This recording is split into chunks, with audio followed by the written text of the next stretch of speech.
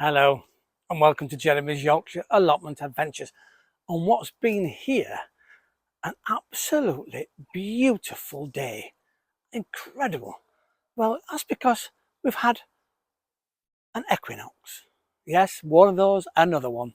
But this is the one that brings lighter nights and longer days, more time for growing our favourite veg or flowers, whatever you decide to put into soil. This is the time to start preparing everything that's around you. And guess what? The bumblebees are out, which is really lovely to hear them buzzing, and they're as big as ever. So sit back, relax, put your feet up. Come on, it's time to have your cuppa. Welcome once again to Jeremy's Yorkshire Allotment Adventures.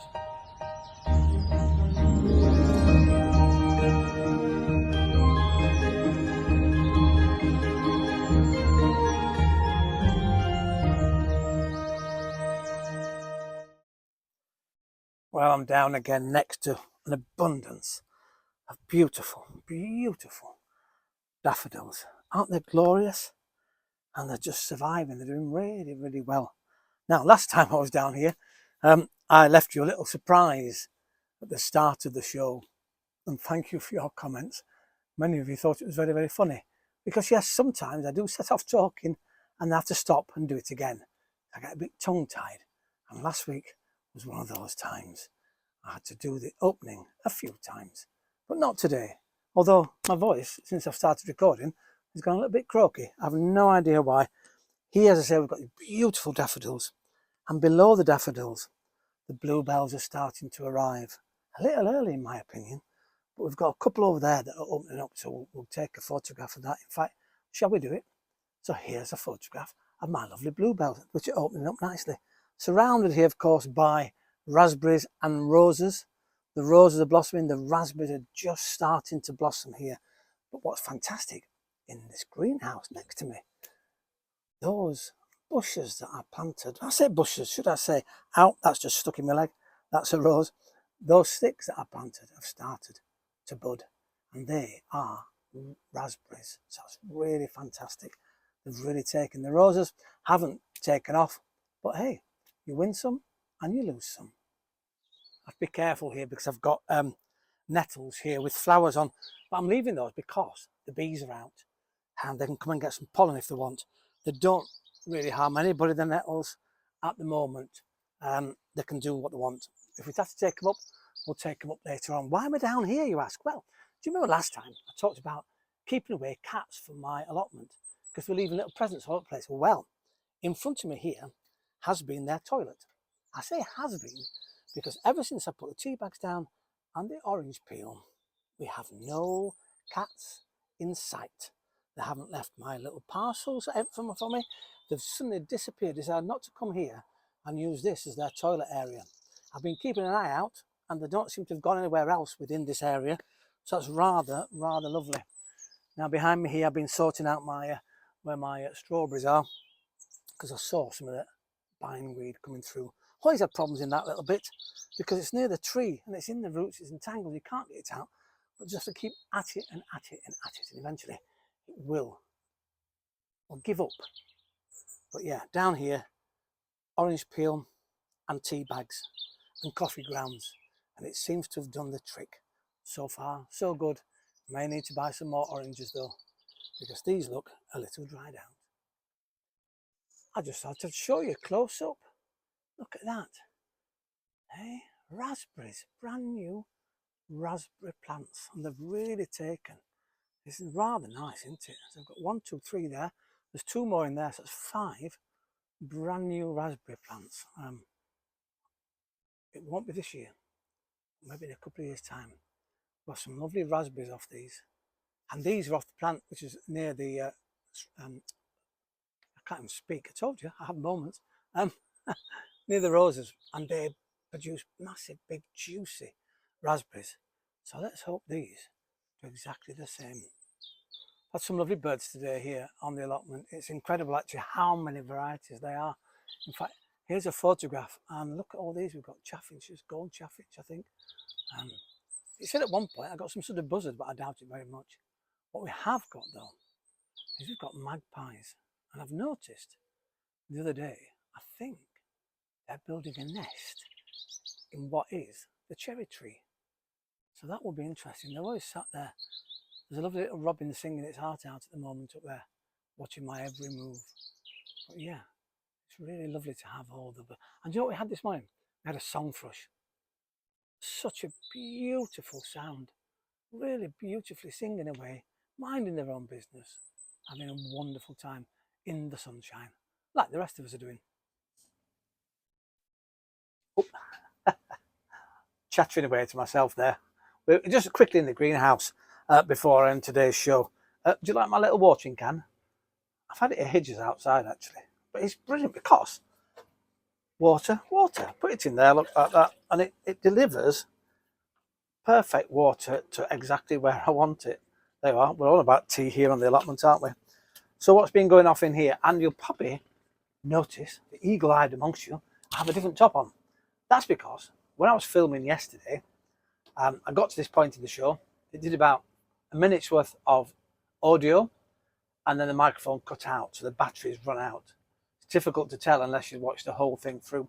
So I'm here, back in the morning to film. What's lovely is, because we've had really good morning so far, bright sunshine, the clouds are lifting, people are out cutting grass, out on the allotments. It's lovely, lovely to hear and see, amongst, of course, all the birds.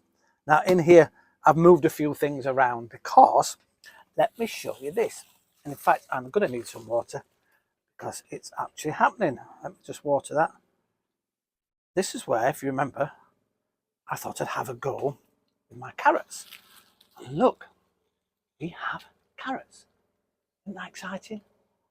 I'll look at the video, and if you've seen that, then I won't show you the photograph. If you've not, here's the photograph now, and they're starting to come. So it's actually working. I think actually it's quite a lot of soil there for what's going to be carrots, but well, we'll leave them to grow a lot taller. And in there as well, I have a I might take a photograph actually. We have a little mushroom growing. So I'll tell you, it's funny stuff you find in all these. In here at the back, I've got butternut squash now. And let me just lift it forward for you and see whether you can see there. Let me just hold that, but just there is one of the butternut squashes coming. There is actually another one coming here and here. So that's now, oh, and here at the back. I can just see it. I'll take a photograph.